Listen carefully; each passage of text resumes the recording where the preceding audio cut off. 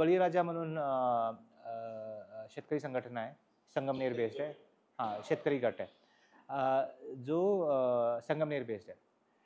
त्यांचं खूप मी जे FPCचं एक्झाम्पल दिलं तो त्यांच्यासाठी त्यांनी करून दाखवलेलं आहे. ठीक आहे.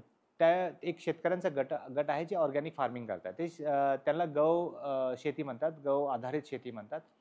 आणि ते कडधान्य जनरली बनवतात, डाळी मोस्टली, डाळी आणि गहू. ठीक आहे. ते आमच्याशी जुळले आणि आम्ही त्यांना पुण्याच्या मार्केटमध्ये त्यांचे प्रॉडक्ट्स आणले. ते जनरली संगमनेर त्या भागातच विकत होते.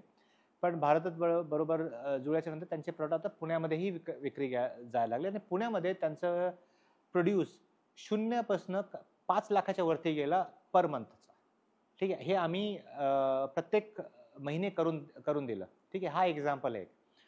दुसरं जे माणगावचं मी एक्झाम्पल दिलं, जे आमचं बचत गट होतं, त्यांचं 11,000चे त्यांचे पापड आम्ही विकून द्यायचे होते पुण्यामध्ये. ठीक आहे. जे पहिले माणगावमध्ये बसून त्यांना प्रॉब्लेम होत होती की महाडमध्ये विकू का पेणमध्ये विकू, तर मुंबई तर त्यांच्या बाहेरच होतं. आम्ही पुण्यात बेस असल्यामुळे आम्ही पुण्यामध्ये जास्त त्यांचं मार्केटिंग केलेली. हां, कृषी संपदा म्हणून आमचे एक शेतकरी आहेत, त्यांची ब्रँड आहे कृषी संपदा म्हणून. त्यांची स्वतःचा बाग आहे हापूसचा रत्नागिरीमध्ये.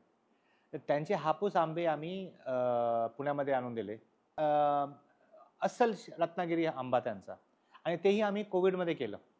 ठीक आहे. जेव्हा कुठेही काही मार्केट अवेलेबल नव्हता तेव्हा आम्ही कोविडमध्ये त्यांचे प्रॉडक्ट्स मधून पुण्यामध्ये आणलं. सोसायटी प्रत्येक खासकर ईस्टर्न पुण्यामध्ये बहुतेकच्या सोसायटीमध्ये विकलं. त्यांचे प्रॉडक्ट शायद रत्नागिरीच्या बाहेर नव्हतं जाऊ शकत, ते आम्ही पुण्यामध्ये आणून विकलं आणि त्यांचं ते कोविडमध्ये सस्टेन झाले ते 2 वर्ष. तर असे बरेचसे एक्झाम्पल आहेत आपल्याकडे. मेन मुद्दा म्हणजे की हे आमचं या भारतरथचं काही श्रेय ह्याच्यामध्ये थोडंसंच असणार आहे. जास्त श्रेय म्हणजे शेतकऱ्यांचं आहे की ते कामं करतायत आणि ते रेडी आहेत हे एफर्ट घ्यायला की भारतबरोबर हात मिळून की आपल्याला हे कामं करून कसं तरी आपले प्रॉडक्ट डायरेक्टली कंझ्युमरपर्यंत आणायचे आणि एक प्रोसेस वेगळी सेट करायची. जी आज प्रोसेस आहे की तिथून मार्केटमध्ये माल विकणे आणि ते जो रेट आहे ते रेट भेटणे.